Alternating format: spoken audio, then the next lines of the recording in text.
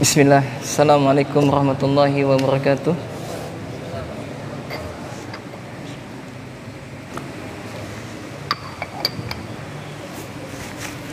Alhamdulillah.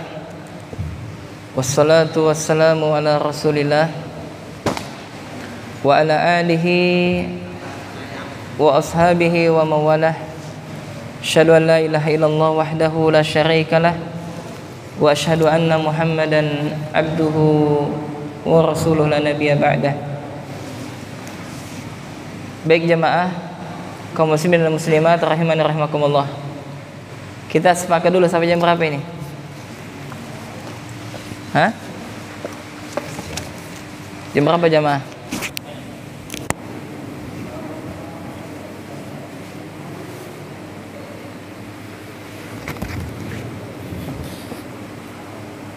Sampai jam 8? Jam 8 ya? Hah? Jam 8? Sepakat ya? Atau sampai jam 10? Tiduran Bu ya, Pak ya? Baik. Sampai jam 8. Baik, kita sepakat sampai jam 8. Baik, bagi jamaah yang mungkin ada hal yang ditanyakan bisa melalui surat ya, pakai kertas. Demikian juga ibu-ibu. Mau pertanyaan melalui WA, qadarullah nggak ada sinyal. Jadi tadi juga kajian kita terganggu live streaming, qadarullah. Hanya 6 menit tadi terekam. Baik, kita lanjutkan. Tadi sampai mana tadi bapak-bapak dan ibu-ibu? Sampai mana tadi kita? Ada yang masih ingat? Naam. Sampai hitungan matematika tentang anak diperintahkan untuk sholat. Baik. Jadi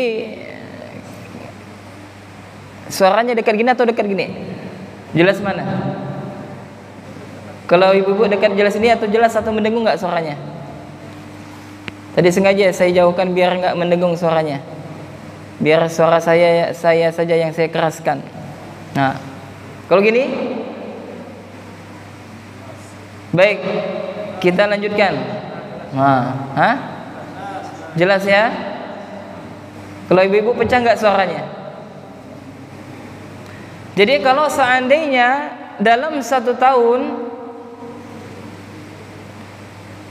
kita menjalankan perintah Nabi Sallallahu Alaihi Wasallam, perintahkanlah anakmu ketika sudah masuk 7 tahun untuk perintah sholat. Maka 150 kali dikali 12 berapa? 1.800 kali. Tugas kita selaku orang tua untuk memerintahkan anak kita untuk sholat. Bayangkan jemaah. Ketika masuk usianya 8 tahun, apakah selesai kita perintahkan dia untuk sholat? Tidak. Maka ditambah lagi 2 tahun. Maka 1.800 dikali 2 berapa? 3.600 kali. Masya Allah, 3.600 kali. Apakah cukup sampai anak kita usia 8 tahun? Tidak, sampai usianya berapa? 10 tahun. Berarti berapa? 7 kali 10 berapa? 3 ya? 7, 8, 9, 10, 4 kah? 4 ya Pak? 3 kah? 8, 9, 10 ya? Oh ya, 3. Maka kita kalikan, ya 1.800 dikali 3.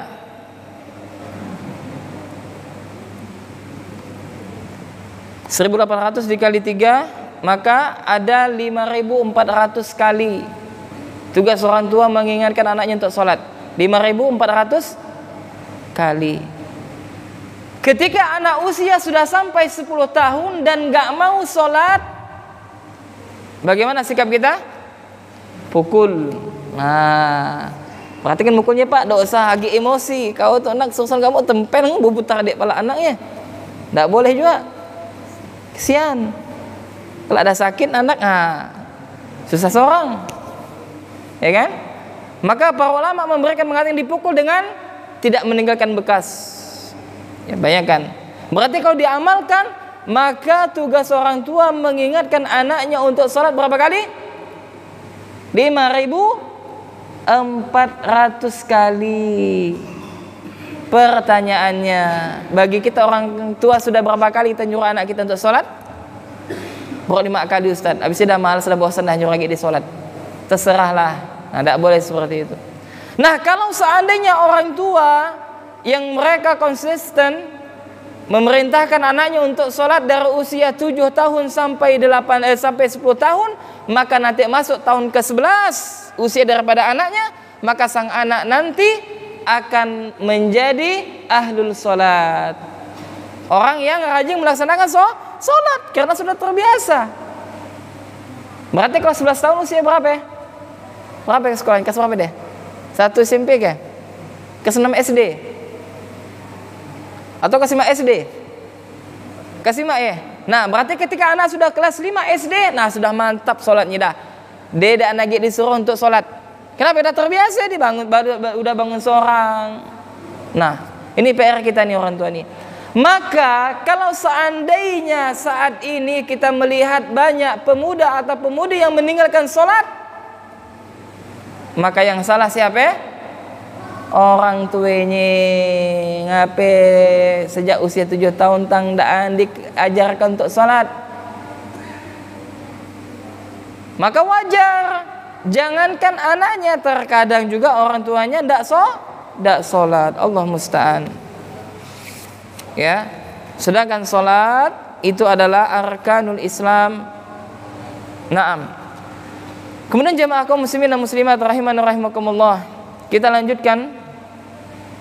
Ya, apa itu untukmu yang berjiwa hanif? Maka tadi kita sampaikan bahwasanya hanif, hati yang hanif adalah hati yang condong kepada kebaikan. Kedua, hati yang condong untuk melakukan ketaatan. Dan ketaatan yang paling utama adalah mentauhidkan Allah Subhanahu wa taala. Kemudian yang ketiga, untukmu yang berjiwa hanif, hati yang hanif adalah hati yang mampu bersikap bijaksana dan adil. Bijaksana dan adil. Apa itu bijaksana? Apa itu bijaksana, bapak-bapak sekalian? Bijaksana adalah ketika ada suatu permasalahan, maka kita putuskan sesuai dengan porsinya. Itu bijaksana. Sesuai dengan posisinya. Saya kasih contoh. Nah, misalkan Anda, wahai para ayah, memiliki anak wanita, anak gadis. Nah, lalu ada seorang pemuda datang ke rumah Anda untuk melamar anak gadis Anda. Maka sikap kita sebagai orang tua harus bijaksana. Bagaimana sikap kita? Pertama, kita lihat dulu, ini orang yang datang melamar anak kita baik atau buruk akhlaknya. Maka saran saya, bapak-bapak pun nak cari menantu, nah cari di majelis ilmu tu. Hoi, suka Prabujang. Cari yang majelis ilmu, yang rajin datang ke pengajian. InsyaAllah anak bapak akan dijagainya dengan sebaik mungkin. Ya, dan saya alhamdulillah punya 2 anak putri juga. Yang satu berusia 6 tahun, yang 2 baru masuk 4 tahun. Nah, tugas saya juga tuh carikan calon istri, calon suami itu anak saya kelak. Nah, ini nasihat kita bagi para ayah memiliki anak gadis. Kalau seandainya anak tersebut baik akhlak dan agamanya, terimalah lamarannya. Ini salah disalah tafsirkan ini Pak Bujang ini. Ya, apa hanya modalkan nekat? Tidak boleh juga. Ya, harus ada persiapan juga sebelum nikah, minimal ada tabungan. Nah, kalau seandainya akhlaknya baik, lihat dia sama orang tuanya bagaimana. Baik tidak dia sama orang tua dan ibunya? Kalau baik, nah terimalah dia menjadi menantu. Nah, kalau anak kita, Pak, gimana Pak, si fulan Pak? Bagus nong, insyaallah nong. Terima lah nong. Terima nong ini. Nah. Ini salah satu bijaksana. Tapi kalau ada orang tua yang mementingkan dunia daripada akhirat, walaupun tidak salah ya, dalam tanda kutip ya, boleh saja. Misalkan kasarnya ingin mencari menantu yang kaya raya, boleh. Asal kita lihat agamanya ada enggak. Kalau sean beragama, lebih baik jangan. Ya lebih baik jangan. Ya di zaman sekarang ya, Masya Allah, kemuliaan seseorang itu diletak dengan harta. Kalau dia kaya, dia mulia di sisi masyarakat. Kalau dia miskin, mohon maaf, ya tidak dimuliakan. Ini pandangan dunia, tapi pandangan Allah tidak Allah lihat demikian. Maka kaya dan miskin ujian jamaah. Kaya dan miskin adalah ujian. Kaya itu merupakan karunia dari Allah, maka hendaklah bersyukur, dan miskin bersabar. Ya tugas kita adalah berusaha, dan itulah yang terbaik yang saat ini kondisi kita, itulah yang terbaik di sisi Allah Subhanahu wa taala. Maka tugas seorang ayah harus bijaksana memutuskan sebuah permasalahan. Ya, naam seperti itu. Nah, itu salah satu contoh ringan. Dan juga bersikap adil bagi para ayah dan juga para bunda. Kalau kita memiliki anak lebih dari satu, maka harus adil dalam kasih sayang. Dan sering kami ingatkan, tidak boleh kita membanding-bandingkan anak satu dengan anak yang lain. Paham tak nih bapak-bapak? Paham ya? Misalkan si Kak Long sama si Kak Ngah. Si Kak Long Masya Allah cerdasnya minta ampun, cerdas sekali, ranking 1 tolen. Sedangkan si Kak Ngah ranking bucit. Apa bucit terakisan? Tahu enggak? Ranking terakhir, akhirnya apa? Nong, cobalah Kak Ngah, kau jadi Kak Long, coba kau ikuti Kak Long mue. Pintarnya Kak Long mue. Kau tuh be, tang malas nak belajar. Nah, itu membandingkan tidak boleh bapak dan ibu sekalian. Itu adalah membuat hati anak terluka. Bukankah kita pernah mendengar atau membaca kisahnya Nabi Yusuf alaihissalam?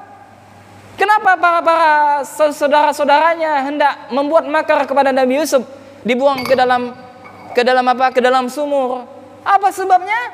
Karena bapak Nabi Yusuf, siapa namanya? Yakub ya. Betul tak? Nah, Nabi Yakub apa? Tidak adil dalam membagi kasih sayang. Ya, sebagian para ulama menyebutkan demikian. Yakni hatinya lebih condong kepada Nabi Yusuf alaihissalam, dan akhirnya saudara-saudaranya merasa dengki dan iri. Ada santri saya, dia curhat kepada saya, Ustadz, kalau saya ngasih nasihat di kelas senang dia. Ustadz, apalagi Ustadz kasih kami nasihat Ustadz. Dia bilang begini, Ustadz, orang tua anak Ustadz suka membandingkan anak dengan abang anak Ustadz, sehingga apa, hati anak terluka. Maka saya katakan tadi, anak kita siapa? Manusia. Mereka mempunyai perasaan, punya hati. Maka dalam mendidik mereka, kita jaga hatinya, kita jaga perasaannya. Terlebih anak wanita. Wanita itu suka pakai perasaan, ya kan? Nah, yang sudah punya istri tahu ini wanita ini. Susah untuk mendebat wanita kan? Iya katanya enggak katanya iya. Ya kan? Bapak-bapak, betul enggak bapak-bapak? Pun misalkan piring udah bunyi kelatuk-kelatuk, ajak jalan-jalan bapak-bapak istri. Karena istri juga perlu apa? Refreshing. Dosa jauh-jauh jalannya kemana? Beli gorengan, beli gorengan. Ajak nah dek, beli kita gorengan dek, goreng pisang. Di mana beli gorengannya? Di Mekah. Beli gorengan di Mekah. Ajak ke sini. Nah, insyaallah ya, mudah-mudahan kita dididik, bisa umrah atau haji. Ya. Maka wanita, Nabi katakan mereka adalah tercipta dari tulang rusuk yang bengkok. Kalau dibiarkan tetap bengkok, kalau dipaksa patah mereka. Maka harus hati-hati wahai para ayah. Maka harus hati wahai para suami dalam tutur kata kita kepada istri kita, kepada anak gadis kita. Kenapa? Kalau hati mereka sudah terluka, sulit menerima nasihat dari kita. Ada enggak bapak-bapak dekat dengan anak gadisnya? Pembisi ada. Kenapa? Ketika anak sudah dewasa, terutama anak gadis sudah dewasa, sudah baligh atau sudah haid datang kepada mereka, maka mereka akan mencari sosok seorang lelaki yang bisa memperhatikan dia. Nah, kalau kita seorang ayah kurang berperan dalam memperhatikan anak wanita kita, kurang kasih sayang kepada anak gadis kita, maka dia akan mencari lelaki lain selain daripada ayahnya. Akhirnya apa? Bercinta. Banyak tak Pak? Banyak perawat bercinta kan? Nah, hati-hati maka Anda wahai para saudari. Ya, masalah bercinta itu bahaya, masalah fitnah. Nah, maka Nabi mengatakan ada 3 hal yang harus disegerakan. Apa yang pertama? Salah satunya kalau sudah ketemu jodohnya dah nikahkan Pak. Pun tempat kita biasanya pun nikah muda aib ya kan? Waduh, tetangga. Jangan-jangan jangan-jangan ya tetangga. Ya kan? Betul enggak, Pak? Nah, demikian. Kemudian seorang ayah atau seorang suami harus adil dalam segala hal, dan ini merupakan daripada jiwa yang hanif. Kemudian yang ketiga, daripada jiwa yang hanif adalah tegas dalam apa? Dalam perkara akidah. Jadi Bapak, banyak ilmu yang harus kita pelajari, Pak. Ilmu apa? Tentang dua kalimat syahadat. Asyhadu an la ilaha illallah wa anna Muhammadar Rasulullah. Para ulama membahas dua kalimat syahadat perlu ratusan buku, ratusan halaman, lembar. Subhanallah. Syahadat kalimat la ilaha illallah itu memiliki rukun dan syarat. Ada syaratnya, ada rukunnya. Maka Nabi mengatakan, man akhiru kalam la ilaha illallah dakhalal jannah. Barang siapa yang akhir hayatnya mengucapkan kalimat la ilaha illallah, maka dia masuk ke dalam surga. Bukan hanya sekedar diucapkan tok, bukan hanya sekedar diucapkan la ilaha illallah, la ilaha illallah. Tidak hanya sekedar diucapkan, tapi dipelajari, difahami, dan diamalkan dalam kehidupan kita. Nah, ya. Nah, sehingga dia memahami akidah yang benar. Kenapa? Karena kebanyakan kaum muslimin tidak paham apa itu Islam. Mereka beragama Islam hanya sekedar ikut-ikutan. Maka kita dengan ilmu, maka Allah Subhanahu wa taala berfirman, fa'lam annahu la ilaha illallah. Maka ketahuilah bahwasanya tidak ada ilah yang berhak diibadahi dengan benar kecuali Allah. Dan juga Nabi bersabda, talabul ilmi faridatun ala kulli muslim. Menuntut ilmu wajib bagi setiap muslim.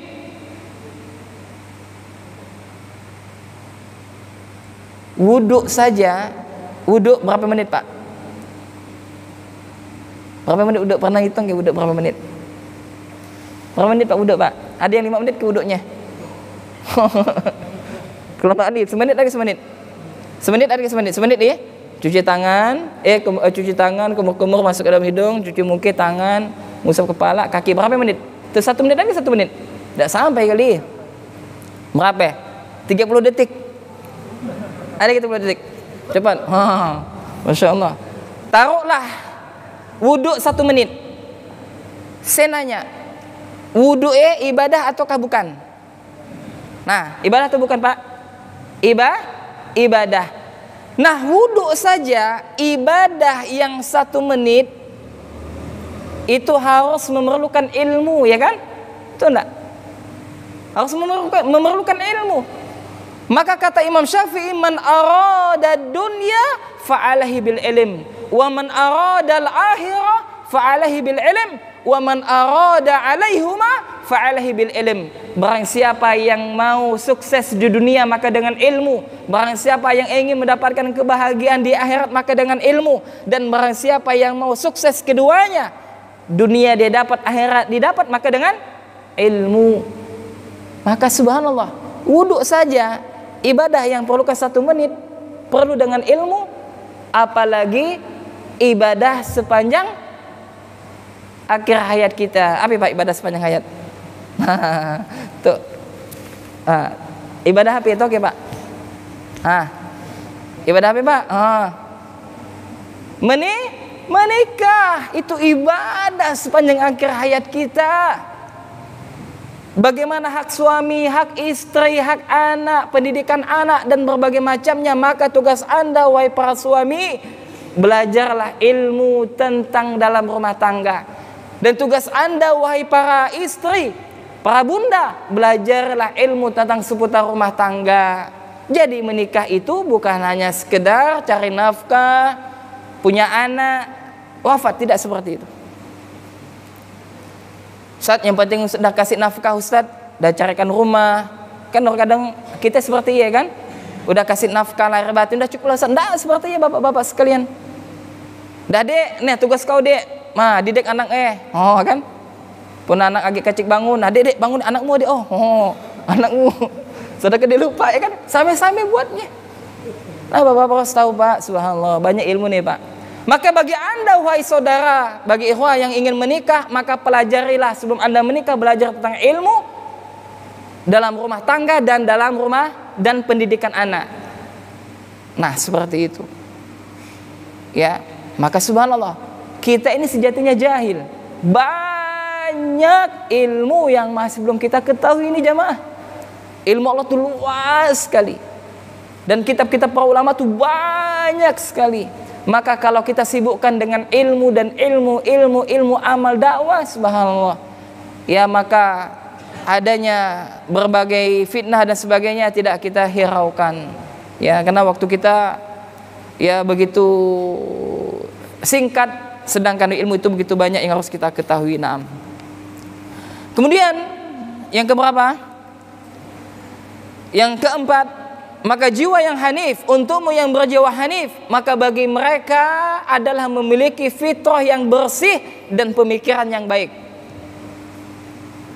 Kalau ada orang pikirannya rusak, apa? Menghayal. Nah, kerjanya suka menghayal. Hayal jadi orang kaya, tapi malas kerja. Ya. Kawannya apa biasanya? Rokok dan kopi, ya kan? Wah, asik dah tuh. Nah, maka Pak, kalau bisa tidak sebanyak menghayal. Maka fitrahan jiwa yang hanif, maka fitrahnya akan bersih dan pemikirannya akan baik. Ya, pemikirannya akan baik. Apa? Dia akan berusaha bisa memberikan manfaat kepada kaum muslimin. Bukankah Nabi sallallahu alaihi wasallam bersabda khairun nas anfa'un nas linnas? Bukankah sebaik-baik manusia adalah bisa memberikan manfaat kepada manusia yang lain? Indahnya akhlak Islam, Pak. Apa kata Nabi? Innama bu'istu liutammima bimakarimal akhlaq. Sesungguhnya aku diutus untuk menyempurnakan akhlak mulia. Al-muslimu man salima muslimuna min lisani wa yadih. Seorang muslim adalah muslim yang lain selamat dari tangan dan lisannya. Dalam hadis yang lain Nabi mengatakan la yu'minu ahadukum hatta yuhibbu li akhihi ma yuhibbu li nafsi. Tidaklah sempurna keimanan salah seorang di antara kalian sampai dia mencintai saudaranya sebagaimana dia mencintai dirinya sendiri. Subhanallah. Kalau kita amalkan ini, aman Pak kampung kita. Subhanallah kan? Aman. Negeri kita aman sentosa. Tidak ada pemerkosaan, tidak ada pembunuhan, tidak ada perampokan dan yang semisalnya. Maka kata Allah dalam Al-Quran, barang siapa yang bertakwa di suatu negeri, maka akan Allah bukakan keberkahan dari langit dan dari bumi. Bayangkan. Naam, seperti itu. Kemudian yang terakhir, untukmu yang berjiwa hanif, bagi mereka yang memiliki jiwa yang hanif, yakni adalah mereka yang selalu mencari kebenaran pada sumber aslinya. Subhanallah. Saya lihat ada yang situ, ada yang usia, mohon maaf bapak-bapak, ada yang udah usia 68 tahun ke Pak? 65 tahun ada ke? Naki berapa Naki? Naki berapa Naki? Si Naki berapa? 60 lebih berapa? Lupa. 65 68. Masya Allah, mudah sehat Naki, ini sehat, panjang umur, Masya Allah. 68 tahun. Udah dikasih bonus berapa oleh Allah, berapa tahun? Apa kata Nabi? Umatku usianya 63 tahun sampai 70 tahun. Ya, 63 tahun sampai berapa jamaah? 70 tahun. Dan subhanallah jamaah, kita hidup ini sejatinya sebentar saja. Apa kata Nabi? Kata Allah, perbandingan akhirat dengan dunia, satu hari di sisi Allah sama dengan 1000 tahun di dunia. 1000 hari, paham gak jemaah? Satu hari di sisi Allah sama dengan apa? 1000 tahun. Apa kata Nabi? Usia umatku antara 63 tahun sampai berapa? 70 tahun. Berarti kalau usianya 63 tahun lalu dia wafat, berarti berapa menit dia hidup di dunia ini? Paham maksudnya? Kalau satu hari 1000 tahun, berarti kalau setengah hari berapa? 500 tahun. Berarti kalau 63 tahun berarti berapa jamnya kita hidup?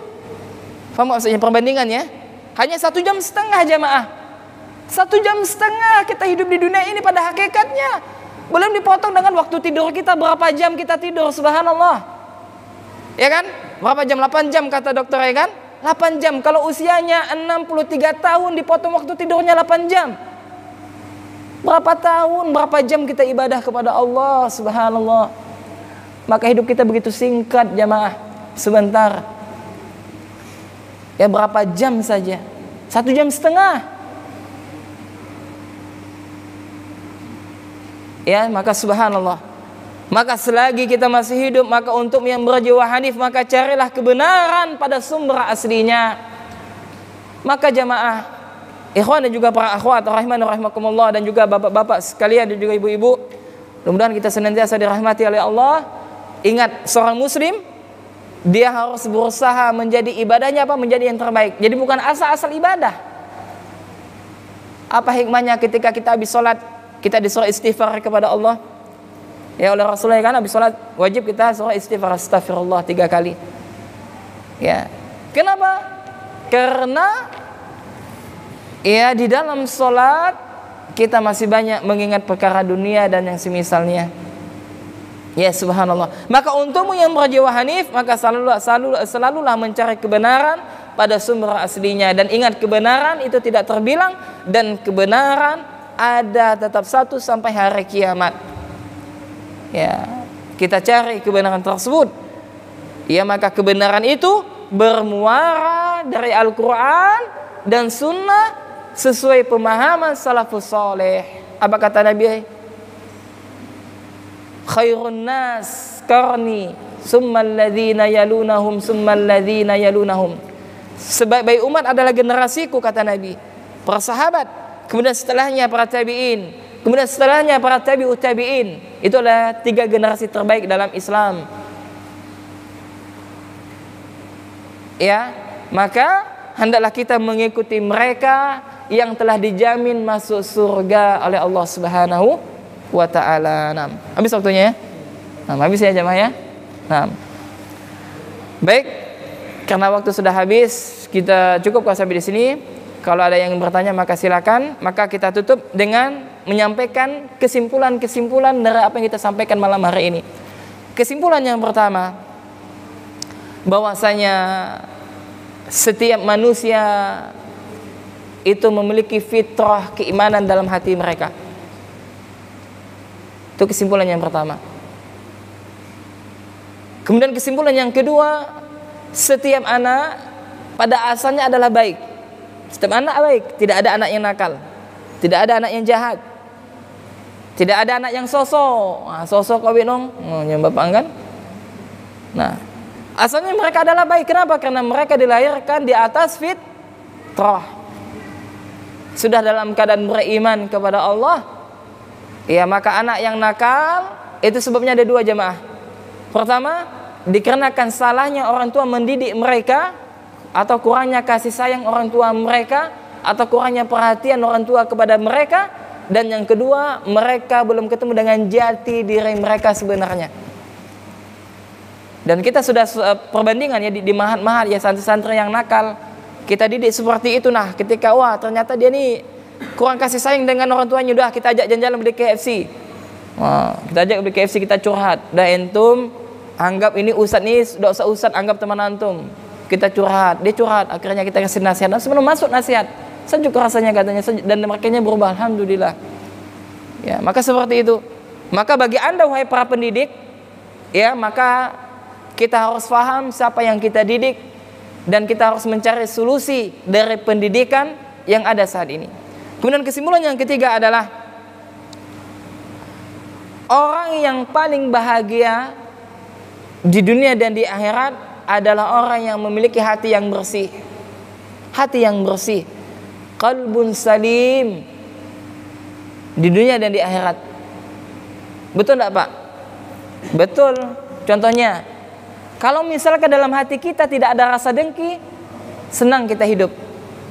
Kadang ada tetangga beli motor baru, nah kita dengki, sakit hati misalkan. Atau ada tetangga beli mobil baru, nah kita sakit hati. Apa? Dengki. Ini penyakit, harus kita hilangi. Dendam, tidak boleh dendam. Ya, benci sama orang, ya kan Pak? Kalau kita sudah benci sama orang, jangankan lihat wajahnya, lihat sandalnya aja kita benci, ya kan? Betul tak, Pak? Betul.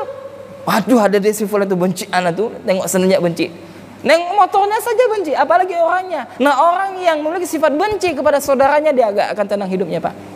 Ya akan tenang. Ya, tidak akan tenang. Maka subhanallah, hati yang salim, hati yang selamat, dia akan mendapatkan kebahagiaan dunia dan di akhirat.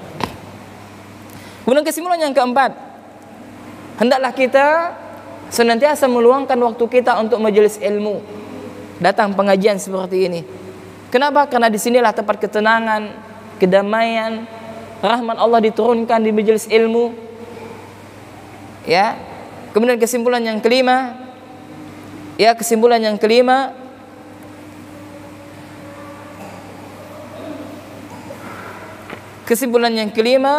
yakni hendaklah seseorang mencari beragama yang benar sesuai dengan Al-Quran dan Sunnah dan sesuai pemahaman salafus saleh. Ya, maka kita beragama dengan ilmu, tidak boleh asal-asalan. Ya, maka kata Allah, wala takfu ma laisa laka bil ilm innal sam'a wal basara wal fuada. Jangan engkau melakukan sesuatu yang kau tidak mengetahui ilmunya, kata Allah, sesungguhnya penglihatan, pendengaran, hati semuanya akan dimintai pertanggungjawaban di sisi Allah. Ya, maka Imam Bukhari menyebutkan satu bab al-ilmu qabla al-qauli wal amal. Ya, berilmu terlebih dahulu sebelum perkataan dan perbuatan.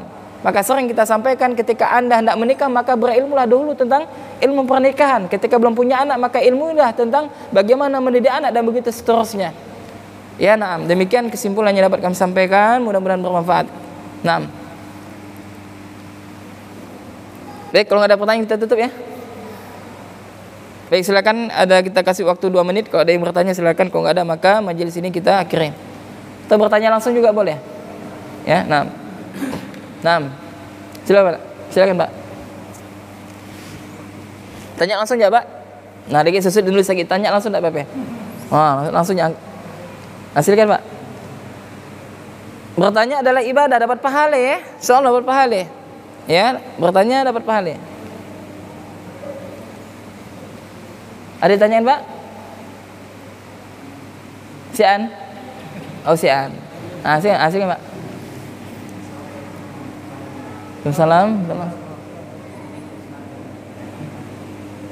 Bagaimana caranya mendidik anak yang besar?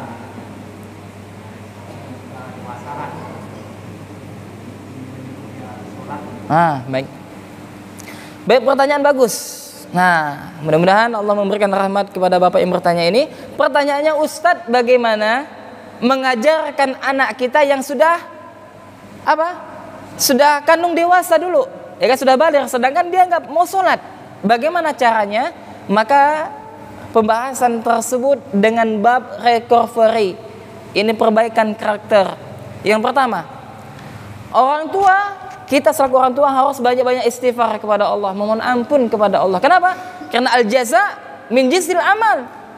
Kalau anak kita malas untuk sholat, mungkin karena salah satu sebab adalah karena dosa-dosa kita yang telah lalu. Di antaranya apa? Kita tidak didik dia dengan pendidikan Islam. Maka kita mohon ampun kepada Allah, kita istighfar kepada Allah. Kemudian yang kedua, maka kita nasihati anak tersebut dengan lemah lembut, dari hati ke hati. Maka kata ulama mengatakan, apabila sesuatu yang disampaikan yang keluar dari hati, maka masuk juga dalam hati. Paham tak, Pak? Nah, jadi harus difahami. Jadi kita nasihatkan kepada anak, kita kasih dia pengertian dan sebagainya. Dan kalau dia sudah dewasa, kita nggak bisa lagi maksa dia, Pak. Kalau kita pukul dia, takut dia balik mukul kita. Bahaya, ya kan? Waliyazubillah, ada anak yang tega membunuh orang tuanya. Waliyazubillah. Ada seorang perawat di Sulawesi 3 tahun yang lalu, dibunuh ibunya dibunuhnya. Apa sebabnya? Karena ibunya membangunkan dia untuk sholat. Kalau anak kita sudah dewasa, nggak boleh kita pukul. Tapi baliknya kita pukulnya, bapak tuh udah tua misalkan, waliyazubillah, anak doraki juga. Maka Pak, Bu, bersyukur kita pun punya anak yang soleh dan soleha. Subhanallah, itu adalah harta sesungguh kita. harta lebih baik, intan permata lebih baik daripada intan permata. Maka kalau sudah anak dewasa nggak boleh kita pukul. Kenapa? Kalau dia mukul nanti bahaya, nanti kita dipukulnya juga, apalagi anaknya besar. Dan anak nggak boleh mukul orang tua. Durhaka, dosa yang akan Allah segerakan adalah dosa durhaka kepada kedua orang tua. Kemudian yang ketiga adalah kalau bisa Pak, mondokkan anak Pak. Anak sudah masuk SMP, pondokkan deh. Lah Ustad, dia dah mau Ustad, paksa aja ada anak apa? Paksa. Ya, paksa ada apa Ustad? Nah, cuma nanti yang kesan apa Ustadnya di pondok nanti pusing palaang. Apa? Karena buat anak-anak buat masalah karena sering dipaksa sama orang tua. Karena perlu proses. Nakal ya kalau banyak hal lah. Melakukan pelanggaran tujuannya apa? Biar dikeluarkan dari pondok pesantren. Dia kalau bisa saran saya dimasukkan pondok pesantren. Karena tidak ada pendidikan yang terbaik saat ini kecuali pondok pesantren. Subhanallah. Dan kita juga harus cari pondok pesantren yang benar. Ada pondok pesantren yang mengajarkan tidak kebenaran. Ada. Ya maka kita harus hati-hati. Ya, dan banyak hal ya dalam masalah dunia pondok pesantren ini. Ya, dan alhamdulillah kami ada beberapa pengalaman menangani santri-santri yang bermasalah. Ya, intinya tidak ada santri yang masalah ya, yang aktif. Nah, kalau bisa Pak dipondokkan. Kalau misalkan tidak bisa, dia sudah telanjur, sudah baligh misalkan, nah maka bapak banyak-banyak doa kepada Allah. Kenapa? Karena Allah yang memegang hati anak kita. Allah yang kasih hidayah kepada hati anak kita. Sebagus apapun ustadz memberikan nasihat, sefasih apapun dia menukilkan ayat-ayat atau hadis, secakap apapun dia menyampaikan materi kajian, tapi kalau hidayah tidak datang ke dalam hatinya, semua itu tidak akan masuk ke dalam hatinya.